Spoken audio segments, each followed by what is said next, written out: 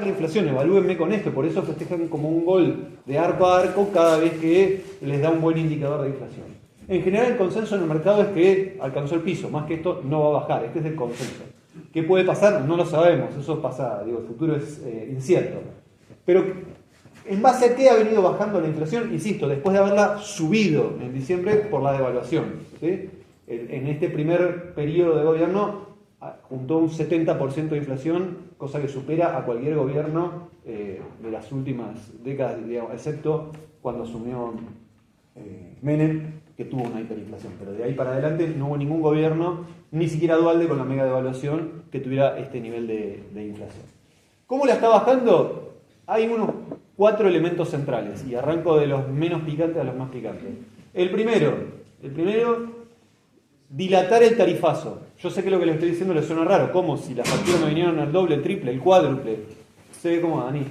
De cooperativas que han recibido facturas multiplicadas por 6 y hasta 8 veces de energía eléctrica. Bueno, quiero que sepan que eso es por el aumento en la generación energética. Los tramos que tienen que ver en la tarifa con transporte y distribución todavía no aumentaron. Y esto lo está pateando para adelante el gobierno, pues sabe cuando lo haga viene otra ronda de aumento. Y no solamente eso erosiona nuestros ingresos, sino que en el conjunto de la producción le genera un aumento de los gastos. Entonces, si suben esos costos, se traslada al precio final y genera una nueva ronda de inflación. Por eso el gobierno lo viene dilatando. Recibe presión del FMI para hacer ese ajuste, para bajar las transferencias de subsidio. El gobierno pisa las tarifas y subsidia para mantenerlas pisadas. Como está queriendo ajustar el gasto, para bajar ese gasto necesita subir las tarifas. Entonces, o hace subir la inflación o retrocede en el ajuste fiscal. Las dos a la vez no puede. Un límite. Segunda punta con la cual sostiene la inflación a la baja, mantener pisado el dólar oficial.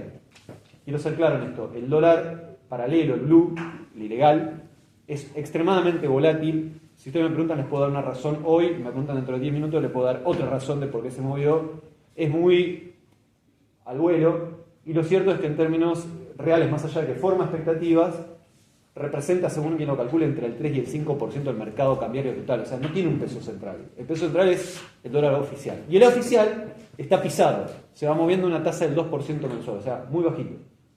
El gobierno pretende mantenerlo así atrasado, de manera tal de no tener un nuevo shock inflacionario. Cuando devaluó en diciembre, que el tipo de cambio oficial se acercó al paralelo, tal como había pasado en diciembre de 2015, provocó un pico inflacionario. La inflación de diciembre solamente es comparable con la inflación del año 92, o sea, es récord absoluta. Entonces no quiere volver a devaluar porque sabe que si devalúa, o sea, si el dólar sube, otra vez va a haber una ronda inflacionaria. ¿Cuál es el problema? Que para mantenerlo pisado necesita conseguir dólares. ¿De dónde vienen esos dólares? Y la fuente principal, comercial, viene de la exportación agropecuaria. ¿Y qué es lo que pasa? Los exportadores agropecuarios están reteniendo la cosecha, vienen liquidando menos que el año pasado con sequía. En la medida en que no perciban un tipo de cambio, un dólar que les guste, y liquiden poco, no obtiene dólares por esa vía. ¿Cuál es la otra vía por la cual puede obtener dólares? A través de la entrada de inversiones, reales o especulativas. Y acá ya tiro el salto a la discusión de ley bases del RIGI, que es lo que estaba esperando. Pero hasta ahora eso no está entrando. Dato oficial del Banco Central, hasta ahora, en la cuenta que mide inversiones, sean especulativas, financieras o productivas, está dando negativo, está saliendo dólares de la economía, no están entrando. ¿Cómo se han acumulado dólares hasta ahora en el Banco Central? Emitiendo deuda. Y esa deuda es con los importadores. Dicho de vuelta, repasado. ¿Cómo entran dólares o salen de la economía? Por el resultado comercial más lo financiero. Lo financiero está saliendo. Y en lo comercial, por la caída del nivel de actividad, se importa menos y las importaciones se están pagando con deuda. Pero esa deuda ya se terminó lo que se iba a emitir. Entonces a partir de ahora empiezan a pedir que se pague esa deuda, con lo cual se agotó esto. Esto que les estoy contando, el FMI lo sabe y se lo dijo al gobierno. El problema es que el gobierno no puede hacer nada al respecto porque volver a devaluar, unificar el tipo de cambio, quitar los controles, sería una nueva ronda de inflación, cosa que quiere evitar. Entonces está atrapado sin salida ahí. Dije 4 razones por la inflación. Tarifas atrasadas, el dólar pisado con todos estos problemas. Tercera razón, pero la segunda en importancia, la propia recesión. Nuestras condiciones de vida. Salieron datos esta última semana, caída del PBI del 5% en un cuatrimestre. Son cifras récord que solo son comparables con la crisis de la convertibilidad o incluso están compatibles con la pandemia. Es decir, son caídas muy severas, no caídas en el margen. Y quiero que sea esto bien claro, son caídas autoinducidas. ¿Por qué? Porque se ajusta sobre nuestros salarios, y digo nuestros porque, al igual que ustedes, trabajo en el sector público, y en la medida que nuestros salarios caen, hay menor capacidad de compra, y eso repercute en el nivel de actividad privado. Es falso que ajustando al sector público, el sector privado se libera y de alguna manera crece por su propia cuenta. Y eso se puede ver a medida que vamos a localidades más chicas, eso es más evidente. Y digo, no hace falta, no nos pensemos que les estoy hablando de qué pasa, no sé, en Viedma, Patagones, que toda la actividad depende del momento de cobro de los empleados estatales. Les estoy hablando acá en Bahía. Acá en Bahía Blanca, sin contemplar empleados del sector público nacional o provincial, como somos la mayoría de quienes estamos acá, sino contemplando solo el municipio, tiene más empleados que el polo petroquímico. Entonces, si hay atrasos en los pagos ahí, esto repercute en el conjunto de almacenes, verdulerías, carpinterías, metalúrgica, comería, y podemos seguir, que venden menos. Y como venden menos, o suspenden gente, o despiden gente. Acá en Bahía, en abril, mayo, hubo oleadas de despido, no solo de pequeñas empresas, sino Changomás, o sea, grandes empresas están despidiendo, que está pasando a nivel nacional, que están despidiendo no solamente las pequeñas empresas en crisis. El complejo de producción de neumáticos y automotriz ha despedido gente. Asindar es una empresa multinacional, no es una empresa nacional, o sea, compite a escala mundial, suspendió gente por 45 días y estuvo haciendo despidos anticipados. O sea, hay una situación en la cual, si no se vende, no se invierte y se despide gente, pero si despedís gente, bajás sueldos, se demanda menos, si se demanda menos, más recesión. Entonces, ¿cómo estás conteniendo el alza de precios? Haciendo que la gente no compre. Y haciendo que la gente lo compre, no estamos hablando de que podemos algunos ajustar y, bueno, qué sé yo, no sé, no salgo a comer afuera o no pido pizza o qué sé yo, no sé, ajusto por algún gasto superfluo. El informe que presentó la encuesta anual de UNICEF, ustedes saben que UNICEF es la agencia de la ONU dedicada a infancias y adolescencia, indicó que creció de manera sostenida el año pasado la cantidad de pibes y pibas que se saltean una comida. Y lo que está viendo es que 7 de cada 10 pibes se saltean una comida. De eso estamos hablando. Quiero ser claro en esto. La Argentina, al igual que Brasil, son los únicos dos países en toda América Latina, dependen en 2/3 partes de su crecimiento de la demanda interna. Entonces, si hay ajuste del mercado interno, esto genera recesión, que a su vez genera más ajuste en una cadena sin parar. Ustedes tendrán en claro que ahí hay un límite a contener la inflación, que claramente son nuestras vidas. ¿Sí? Así de fácil. No solo nuestra vida, sino también los negocios del capital. Esto es lo que quiero que vean. Para el empresariado es un problema también.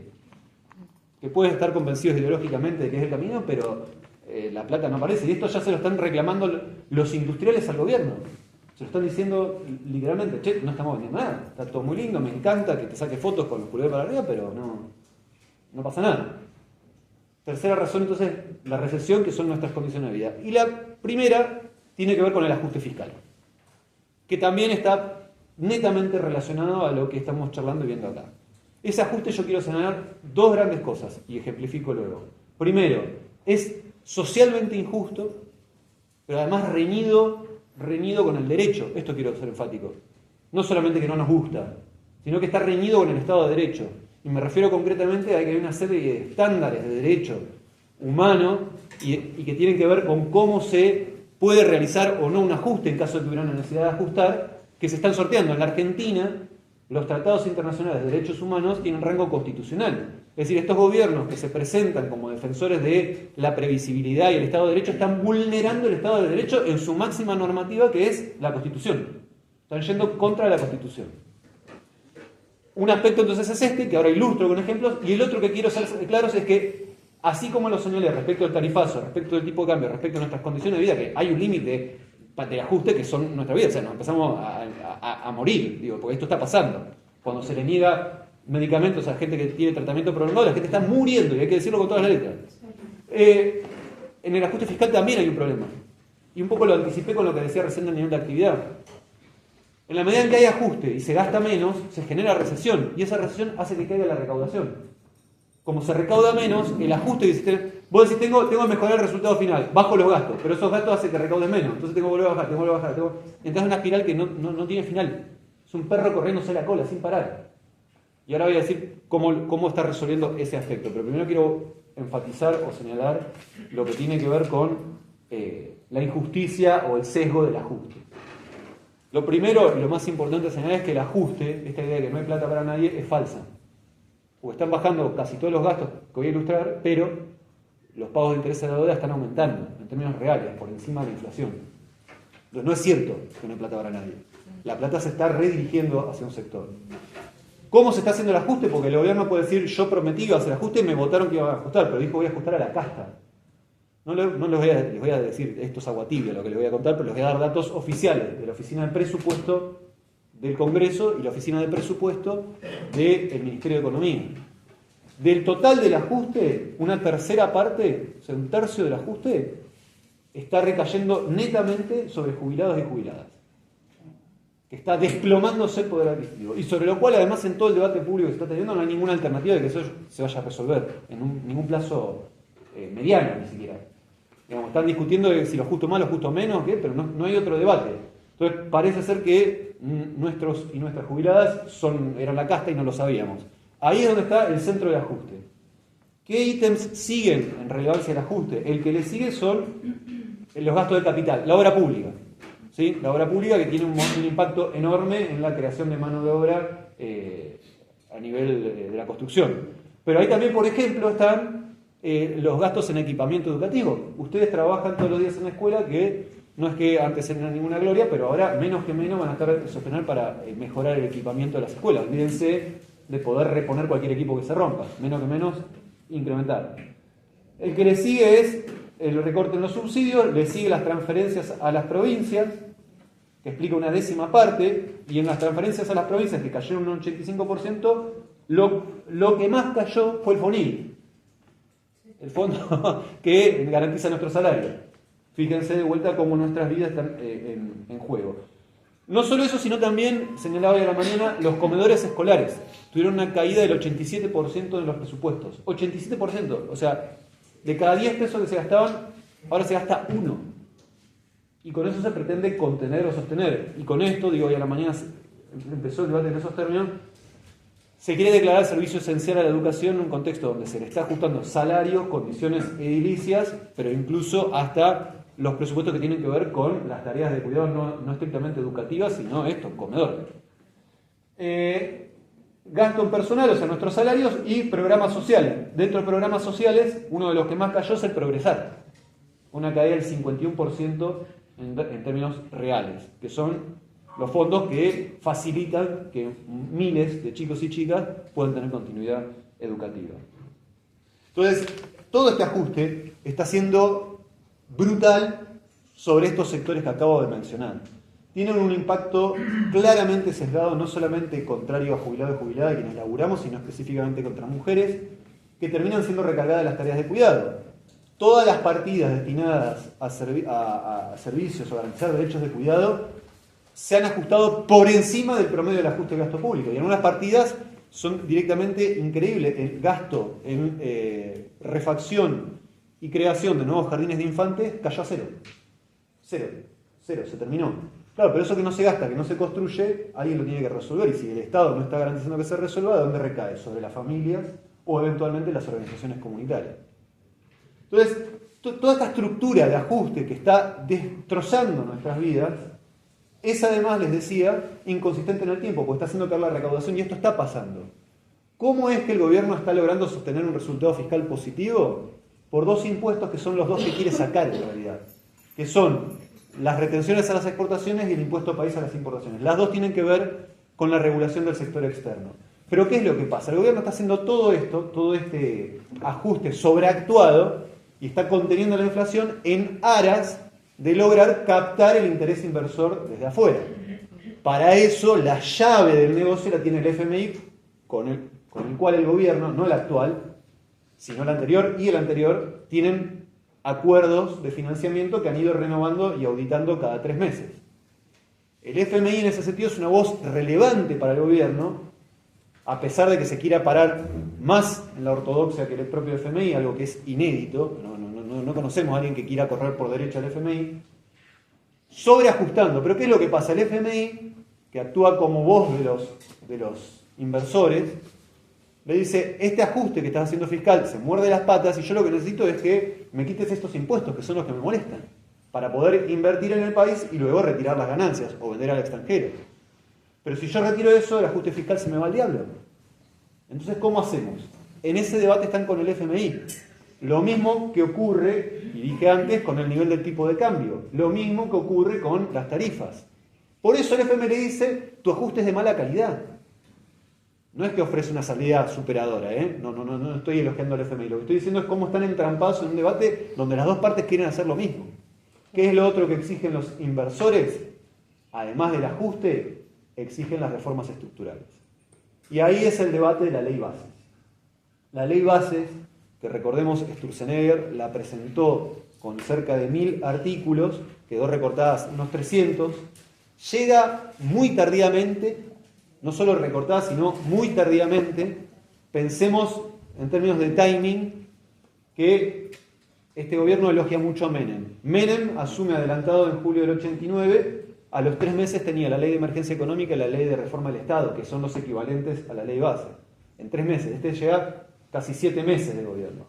Macri, al tercer mes, ya tenía aprobada la ley que le permitió pagar a los fondos buitres para poder habilitar una ronda de financiamiento. Todo esto llega tarde en relación a los ejemplos anteriores. Pero no solo que llega tarde, sino que llega recortada, maltrecha, y además, no solo impugnada socialmente, sino que con poco consenso a nivel político incluso.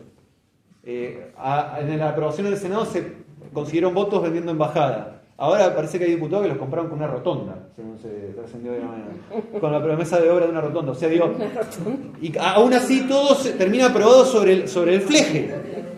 Pero esto que les estoy contando lo ven los inversores y saben entonces que es muy poco probable que se sostenga. Entonces voy a ir a poner la plata si no sé si la voy a poder sacar. El inversor está pensando en términos de rentabilidad. Si yo no puedo ingresarla y garantizar que voy a sacarla con un negocio rentable, y mirá, flaco, no. Claro, muy lindo, saquémonos la foto, pero la plata no aparece. Pero la plata no aparece, no está apareciendo. ¿Cuál es el corazón de las reformas de la ley bases? No era, hoy nos reíamos, no era que los jueces sesionen con toga, que era un artículo que estaba en la versión original.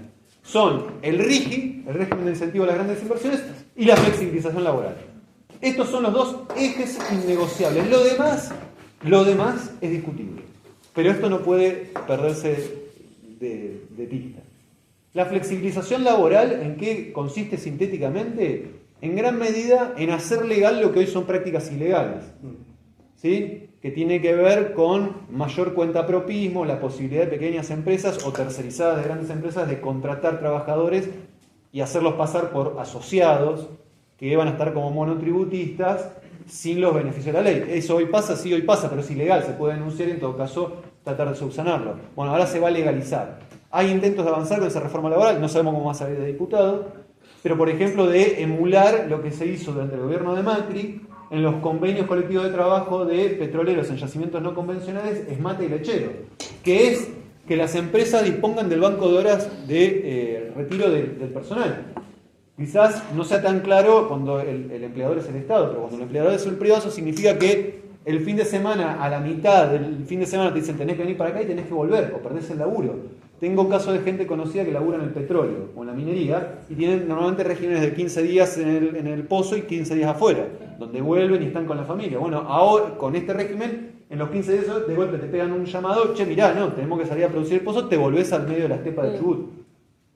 Entonces, estas son las condiciones de flexibilización laboral que, quiero ser enfático en esto, tienen impacto no solamente en precarizar el empleo actual, sino que además desfinancian, porque reducen los aportes y contribuciones, desfinancian el sistema previsional. Con lo cual, ante este ajuste que hablábamos de jubilaciones, ese ajuste se va a dar para adelante en continuado. Porque es muy importante tener claro una cosa. Las jubilaciones en la Argentina no son una caja de ahorro. No es que yo pongo plata como si fuera un plazo fijo y la retiro después. es un esquema solidario intergeneracional. Todos nosotros y nosotras que estamos aquí presentes, con nuestra capacidad de trabajo hoy, destinamos una parte, una caja común que se distribuye entre quienes hoy están en situación de inactividad. Es solidario intergeneracional. Entonces, si se precariza el laburo y se aporta menos, se garantiza que se va a precarizar la jubilación de aquí en adelante. Digo, no afecta solo a quienes están activos, no se salva a nadie de esta. El otro corazón, les decía, el otro punto del corazón es el RIGI, el régimen de incentivo a las grandes inversiones. Yo imagino que legítimamente puede haber en la sala quien piense, bueno, si no se incentivan las inversiones, es muy difícil que la economía se reactive y que haya empleo, etc. ¿No? Eso es una creencia legítima, creo yo, no descabellada. El problema de esto es que el RIGI no está pensado para eso. El RIGI está pensado para rascar la olla y traer dólares en el corto plazo, ofreciendo garantías y privilegios para los años que vienen, durante 30 años. Y esos privilegios incluyen, además de pagar menos impuestos, además de tener privilegio aduanero para conseguir bienes del exterior, la posibilidad, por ejemplo, si se quiere conseguir dólares, fíjense qué controvertido esto, que van a tener privilegio para poder comprar del exterior, para importar bienes de capital o maquinarias, pero a partir del 4 años no tienen obligación de liquidar lo que exportan. Es decir, no tienen obligación de contribuir con divisas, con dólares, pero tienen el privilegio de poder acceder a esas dólares. Entonces se vuelve un mecanismo de salida de divisas, que es muy importante esto porque va a terminar generando más presión de acá a muy poquititos años. 4 años es el siguiente mandato. No la generación que siga, de acá un ratito. En los primeros 4 años, sí. En los primeros 4 años tienen un esquema decreciente de obligación de liquidación que va bajando, o sea, no es el 100%, va bajando año a año, y a partir de 4 años ninguna obligación, no tienen obligación de liquidarla. Pueden exportar y no dejar nada acá. Tienen además en el RIGI una situación jurídica muy compleja, que es ninguna normativa local, llámese esto a nivel municipal o provincial, puede limitar la capacidad de negocio que le habilita a nivel nacional. Con esto, por ejemplo, la consulta popular que en la estepa de Chubut, en Comodoro, dijo que no se quería la minería ahí, o el no a la mina de Esquel, que lleva 21 años diciendo que no a la mina, pasarían a ser ilegales. Claro. Y si esto ocurre, la empresa, si hay algún tipo de traba, no tendría que recurrir a los tribunales argentinos, saldría a dirimirlo al Tribunal Internacional del CIADI del Banco Mundial. Para ser claros con esto, voy a usar un ejemplo bien valiense. Ustedes, quienes tienen mi rango etario para arriba, seguro lo recordarán, no sé para abajo, pero se acuerdan que después de 2002, 2003, acá en Bahía Blanca, no solo que no salía agua como no sale nunca, sino que además salía marrón y con gusto a gamexana.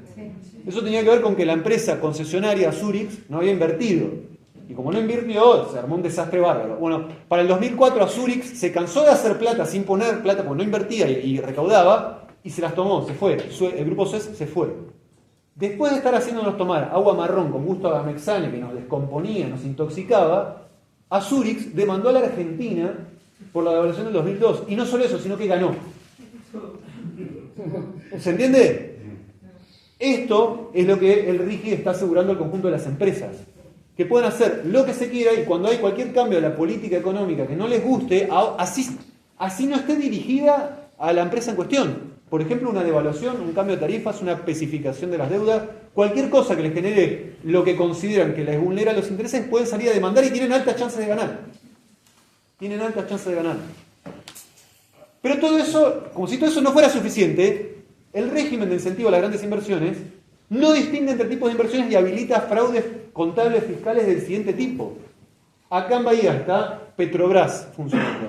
Petrobras, ¿saben? Es una subsidiaria de Petrobras Brasil, la petrolera brasilera. O sea, tiene sede al menos en estos dos países, en realidad tienen varios más. Si Petrobras Brasil le hace un préstamo a Petrobras aquí en Bahía Blanca y le habilita por más de 200 millones, lo cual es un asiento contable entre dos partes de un mismo grupo económico, eso va a ser contabilizado como una inversión nueva. Y va a acceder a privilegios fiscales siendo la misma planta que operaba acá, haciendo lo mismo que antes. Y quiero cerrar lo del RIGI, o por lo menos esta presentación, con lo siguiente, que me parece muy importante. Todas estas inversiones grandes, que no se distingue de sector, no se distingue fraudes contables, cuando son inversiones tan grandes, no se deciden de la noche a la mañana. Ustedes piensen, y ahí sí, el ejemplo más claro es el que se está debatiendo a nivel nacional, que viene también de acá, de Bahía, el GNL. no importa si estamos de acuerdo o no con la inversión, las críticas que tengamos, no estoy yendo a eso, no estoy yendo a la inversión puntual, sino para entender la lógica. La inversión de GNL hace años que se viene discutiendo. Petronas, la socia de YPF, ya hizo estudios de factibilidad, reservó tierras, estuvo poniendo plata para acomodar la infraestructura de trenes y vial para llegar de Vaca Muerta para acá. O sea, ya viene poniendo plata. Esa inversión iba a ocurrir igual. La única diferencia es que ahora, si la provincia de Buenos Aires adhiere al RIGI, va a ser la misma inversión pero pagando menos. Hubo un relevamiento que hizo un periodista de la revista Econojournal, que está especializada en temas energéticos, que mostró que el año pasado en el sector de hidrocarburos hicieron inversiones por 11.800 millones de dólares. Y estaban previstas para este año 11.400 millones de dólares. Es decir, casi lo mismo. Entonces, dos puntos de esto. Primero, no era que no estaba habiendo inversiones. Y segundo, no necesitaban el RIGI para seguir adelante. Muchas de estas grandes inversiones que demandan años ya estaban previstas. La única diferencia ahora va a ser que no van a tener que pagar. Entonces esto es un privilegio fiscal, aduanero y cambiario prácticamente sin contraprestación. Me parece importante caracterizarlo de esta manera para tenerlo en claro. ¿Qué va a pasar de aquí en adelante? Porque mañana se termina de discutir esto y al menos el poroteo previo pareciera indicar que sale. Esto significa que entonces la semana que viene aluvión de inversiones y fiesta. Muy improbable, muy improbable, muy improbable. Y esto tiene que ver con un montón de motivos. Yo quiero hacer cortito y para cortar con mi exposición algunos. El primero, una ley tan maximalista como la que está pasando, piensen que el RIGI es el equivalente a las privatizaciones de Menem. Es esto, como no tiene tantas empresas para vender, y le sacaron varias del conteo, está rematando bienes comunes, ¿sí? Pero viene a cumplir la misma función. Pasa con una mayoría simple muy delgada en el Congreso, con mucha resistencia social, es muy altamente factible que se judicialice. Entonces, en general, las empresas están reticentes a ver qué hacen. Piensen que con el decreto que emitió en diciembre, por ejemplo, habilitó a empresas a subir las tarifas en las prepagas y luego se retrotrajo y judicializó. Entonces esto el Poder Económico lo ve. Bueno, a ver, flaco, ¿qué vas a hacer? ¿No era posible hacer algo de esto que sea sostenible en el tiempo? Capaz